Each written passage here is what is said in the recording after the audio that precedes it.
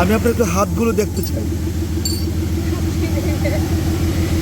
লোহার কাজ করতে করতে লোহার মতো হয়ে গেছে। হ্যাঁ হ্যাঁ, বলছি লোহা লক্করের কাজ করতে করতে লোহার মতো হয়ে গেছে।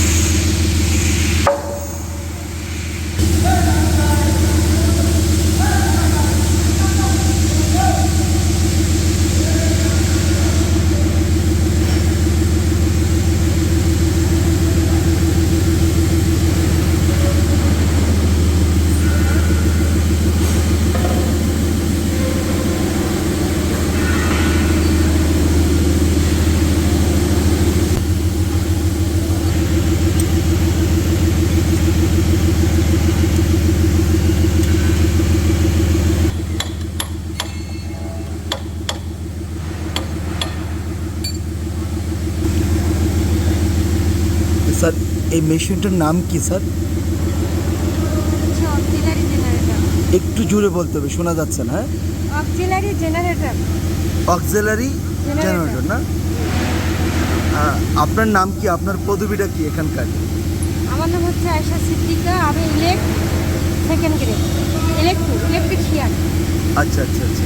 কিন্তু ম্যাডাম আমি দেখছিলাম যে এখানে প্রায় 99 বা 98% পুরুষরা কাজ করছে। আপনার এই চ্যালেঞ্জটা কীরকম লাগছে আপনার? ভালো লাগছে, আমি তাদের মতো কাজ করতে পারতেছি, ভালো লাগছে, আমার কোনো অসুবিধা হবে না। কিন্তু এত কঠিন কাজ কিভাবে করছেন স্যার আপনি? আমার কাছে কঠিন মনে হচ্ছে না তো, করলেই সহজ। ওয়াও!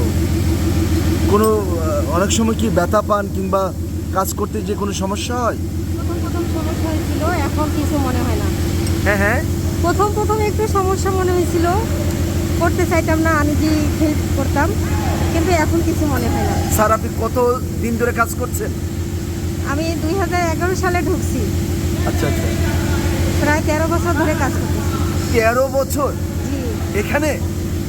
এর আগে 4 বছর ডিজেল শপে কাজ করছি, হ্যাঁ আর হচ্ছে 9 বছর ধরে এখানে কাজ করছি। স্যার আপনার প্রতি অনেক অনেক শ্রদ্ধা স্যার, অনেক অনেক শ্রদ্ধা স্যার।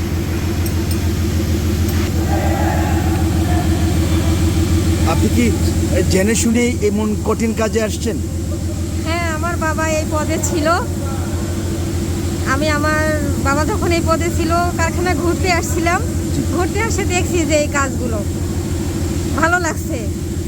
আর আমারও ভালো লাগে যে আমার বাবা এই ডিপার্টমেন্টে চাকরি করত। তো আমি একদিন দেখতে আসছি যে আমার বাবা কি কাজ করে। তো দেখি আমার বাবা একটা ইঞ্জিনে কাজ করতেছে। তো আমার মনে হলো যে আমার বাবা যদি করতে পারে, তো আমি কেন করতে পারবো না, আমিও করব। তাই আমার বাবা আমাকে এই প্রতিষ্ঠানে ঢুকাই দিচ্ছে। আমি যে কাজটা করতেছি, আমি খুব খুশি যে আমার হাতের ছোঁয়া ইঞ্জিনে আছে। কি বলছিলেন স্যার?